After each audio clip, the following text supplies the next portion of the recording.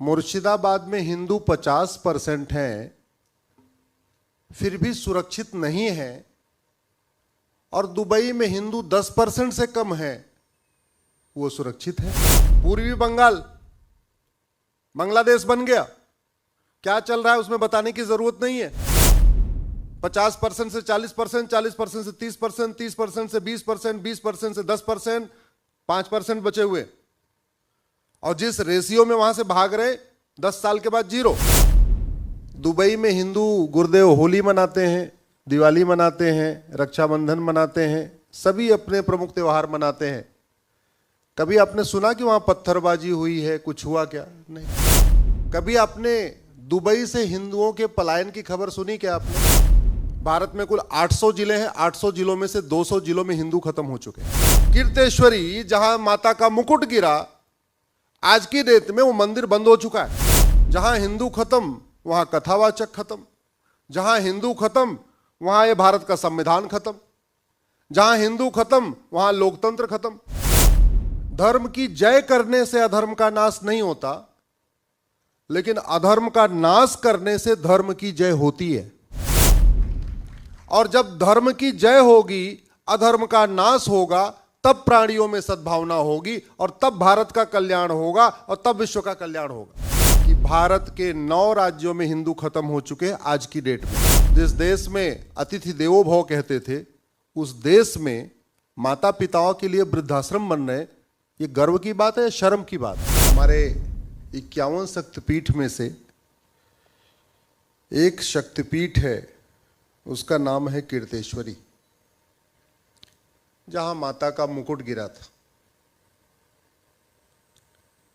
मुर्शिद खां नाम का लुटेरा गया, उसने कीर्तेश्वरी को मुर्शिदाबाद बना दिया।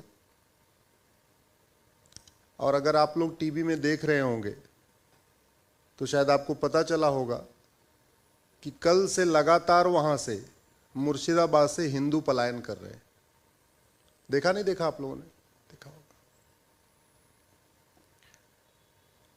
सवाल यह है कि मुर्शिदाबाद में हिंदू 50% हैं, फिर भी सुरक्षित नहीं है, और दुबई में हिंदू 10% से कम है, वो सुरक्षित है।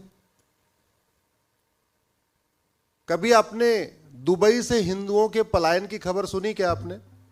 जोर से बोलिए जरा। नहीं। दुबई में हिंदू गुरुदेव होली मनाते हैं, दिवाली मनाते हैं, रक्षाबंधन मनाते हैं, सभी अपने प्रमुख त्योहार मनाते हैं। कभी आपने सुना कि वहां पत्थरबाजी हुई है, कुछ हुआ क्या? नहीं। मार्च में होली मनाई जा रही थी, तो संभल में होली मनाने की चर्चा खूब थी। बहुत लोग प्रसन्न थे कि देखिए 50 साल के बाद संभल में होली मनाई जा रही है। और आपको अगर वो टीवी का वीडियो याद होगा, कैसे पूरा सेना फ्लैग मार्च कर रही थी, कितने सिपाही आए हुए थे।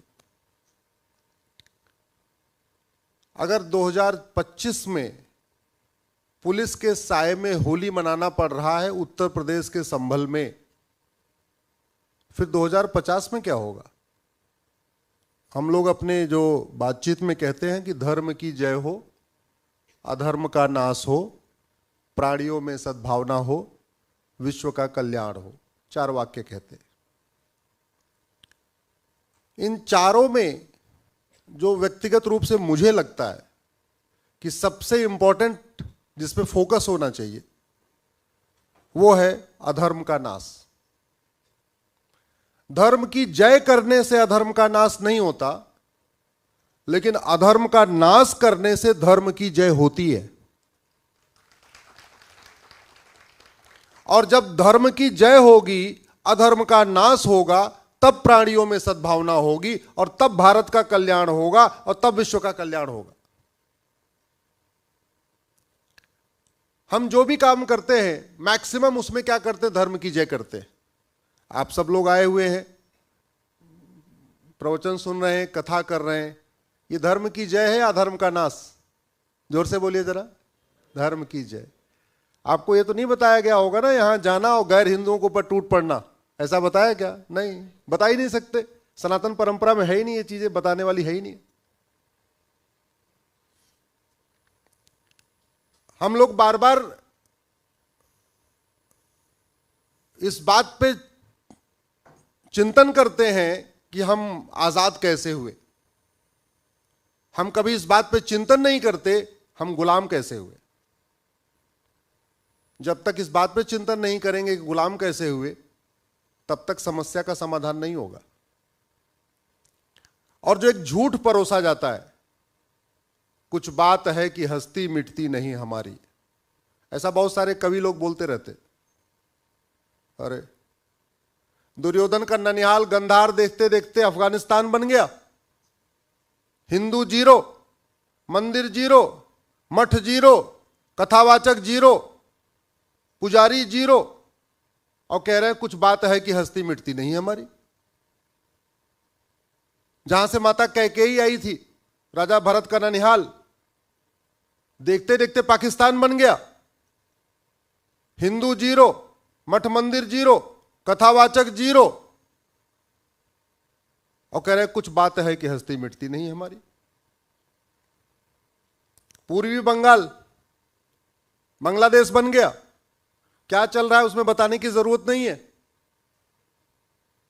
50% से 40%, 40% से 30%, 30% से 20%, 20% से 10%, 5% बचे हुए, और जिस रेशियो में वहां से भाग रहे 10 साल के बाद जीरो, और कह रहे हैं कुछ बात है कि हस्ती मिटती नहीं हमारी।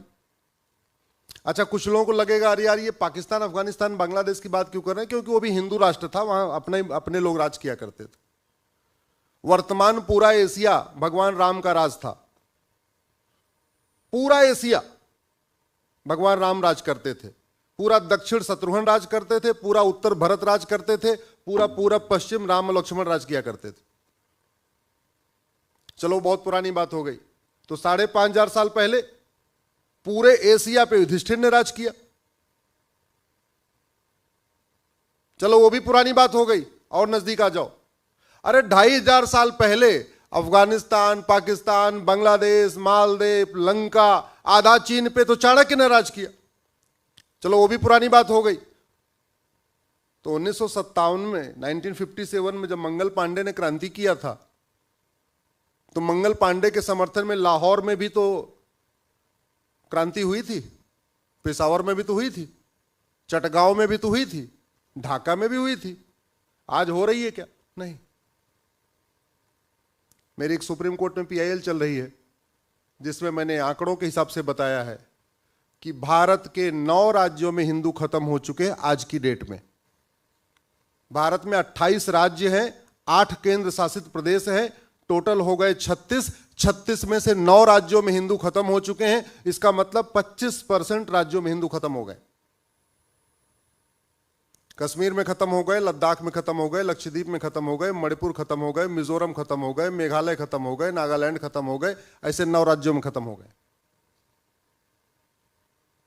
भारत में कुल 800 जिले हैं। 800 जिलों में से 200 जिलों में हिंदू खत्म हो चुके हैं।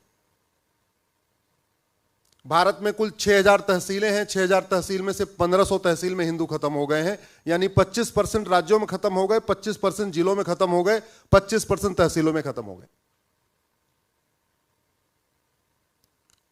दुर्भाग्यवश पॉलिटिकली करेक्ट होने के चक्कर में लोग सच नहीं बोलना चाह रहे, मीठा झूठ सुनना चाहते हैं, मीठा झूठ बोलना चाहते। और मीठा ज्यादा खाने से क्या होता है? शुगर, और वो शुगर बढ़ रहा है। अभी आप देख लीजिए, मैंने आपको बताया कीर्तेश्वरी जहां माता का मुकुट गिरा, आज की डेट में वो मंदिर बंद हो चुका है। पूजा करने वाला कोई नहीं बचा। क्यों? हिंदू खत्म हो गए। हिंदू खत्म तो मंदिर में पूजा कौन करेगा? कुछ दिन पहले मेरा कार्यक्रम था शिलांग में। वहां भी एक शक्तिपीठ है, उसका नाम है जयंतेश्वरी। माता की जांग गिरी थी। वहां मैं गया, कोई पुजारी नहीं, बोर्ड लगा हुआ था पुजारी का। हमने कहा पुजारी जी कहां हैं? बोले जी यहां नहीं है। मैंने फोन किया, मैं दर्शन करने आया हूं। बोले दर्शन कर लीजिए। बाहर से कुंडी लगी थी, मैंने खुद ही कुंडी खोली, जाके दर्शन किया। एक सड़ा हुआ केला रखा हुआ था। ये मेघालय की बात बता रहा हूं, मेघालय की राजधानी शिलांग की बात बता रहा हूं। क्यों? हिंदू खत्म हो गए। तो जहां हिंदू खत्म वहां मठ मंदिर खत्म, जहां हिंदू खत्म वहां कथावाचक खत्म, जहां हिंदू खत्म वहां ये भारत का संविधान खत्म, जहां हिंदू खत्म वहां लोकतंत्र खत्म। लोकतंत्र खत्म कैसे? हर चुनाव के पहले इलेक्शन कमीशन एक सेंसिटिव बूथ की लिस्ट डिक्लेयर करता है, संवेदनशील बूथ, हर चुनाव के पहले, कि फला फला बूथ सेंसिटिव है। एक सेंसिटिव है, एक हाई सेंसिटिव है। उसमें सीधा सा फंडा है, जहां हिंदू 70% हो गए वो बूथ सेंसिटिव हो गया, जहां हिंदू 50% हो गए वो हाई सेंसिटिव हो गया, और जहां हिंदू 100% है वो बूथ पूरी तरीके से शांत है, सुरक्षित है, वहां पुलिस न लगाओ तो भी चलेगा। सवाल यह है कि ऐसे विषयों पे जागृति कैसे बढ़े, कितने लोग जानेंगे, कैसे इसको आगे बढ़ाया जाए? तो तरीका यह है, आप में से कितने लोग फेसबुक यूज करते हैं? सब लोग फेसबुक यूज करिए, सब लोग करिए। 5000 लोगों को अपना फ्रेंड बनाइए, अपने नाम के हिसाब से बनाइए, जाति के हिसाब से नहीं कि पटेल पटेल सारे एक हो गए, देसाई देसाई सारे एक हो गए, पाटिल सारे एक हो गए, ना, ये नहीं करना। नाम के हिसाब से राम 5000 राम को फ्रेंड बनाए, विभा 5000 विभा को फ्रेंड बनाए, रश्मि 5000 रश्मि को फ्रेंड बनाए, नीलेश 5000 नीलेश को बनाए, उमेश 5000 उमेश को बनाए, जो अपने नाम के हैं 5000 लोगों को बनाए। फायदा क्या होगा? राम हिंदू भी होगा, राम जैन भी होगा, राम बौद्ध भी होगा, राम सिख भी होगा, राम ब्राह्मण भी होगा, राम क्षत्रिय भी होगा, राम वैश्य भी होगा, राम दलित भी होगा, राम गुजराती भी होगा, राम बंगाली भी होगा, राम तमिलियन भी होगा, राम कश्मीरी भी होगा। तो कम से कम सच्चाई लोगों को पता तो चले कि हम जा किधर रहे हैं, किस दिशा में जा रहे हैं। और फिर सवाल वही है कि क्या कारण है कि संभल में जहां 10% हिंदू बचे हुए हैं, ये चिंता की बात है, वहां होली खेलने के लिए बहुत बड़ी फोर्स लगानी पड़ रही है, और दुबई में जहां 10% से कम है वहां हिंदुओं ने आराम से होली खेली, कोई फोर्स नहीं लगानी पड़ी। तो भारत और दुबई में अंतर यह है, हम भगवान राम की पूजा तो करते, लेकिन हमने राम नीति लागू नहीं किया। राम नीति है सठे साठ भय बिन होए न प्रीत। हम भगवान कृष्ण की पूजा तो करते हैं, लेकिन कृष्ण नीति हमने लागू नहीं किया, सठे साठ्यम समाचरित। अधर्म का नाश किए बिना धर्म की जय नहीं होती। जो समस्या भारत में है, इसमें से एक भी समस्या विश्वव्यापी नहीं है। जो समस्या भारत में है, इसमें से कोई भी समस्या लाइलाज नहीं है। मुझे एक समस्या आप बताओ जिसका, जो भारत में है और पूरी दुनिया में इसका कोई इलाज नहीं कर पाया। आपको एक समस्या ध्यान आ रही होगी, तो उसका भी इजराइल और चीन ने इलाज करके दिखा दिया। अगर आपके दिमाग में चल नहीं, एक समस्या तो लाइलाज है, तो चीन ने उसका इलाज किया कि नहीं किया? किया है ना। कोई भी समस्या लाइलाज नहीं है। तो इलाज कैसे होगा? सब लोग सुबह से लेकर संविधान की बात करते हैं, संविधान संविधान संविधान। नेता हो, अभिनेता हो, लेखक हो, बुद्धिजीवी हो, पत्रकार हो, कलमकार हो, सब लोग संविधान संविधान संविधान। ये मेरे हाथ में भारत का संविधान है। कल बाबा साहब अम्बेडकर की जयंती भी है। मैं पूरे नासिक में सुबह देखा, बहुत बड़े बड़े बैनर पोस्टर लगे हुए हैं, पूरा पटा हुआ है नासिक। बहुत अच्छी बात है। सवाल यह है कि भारत का संविधान कहता क्या है? भारत का संविधान कहता है देश की एकता अखंडता मजबूत करो।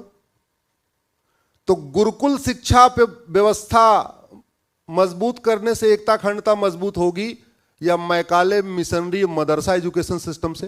जोर से बोलिए जरा। गुरुकुल से। भारत का संविधान कहता है लोकतंत्र मजबूत करो। वो तो तब मजबूत होगा जब वैदिक गुरुकुल शिक्षा व्यवस्था प्रमोट की जाएगी। भारत का संविधान कहता है समानता, समरसता, equality, justice, liberty, fraternity, unity, national integration.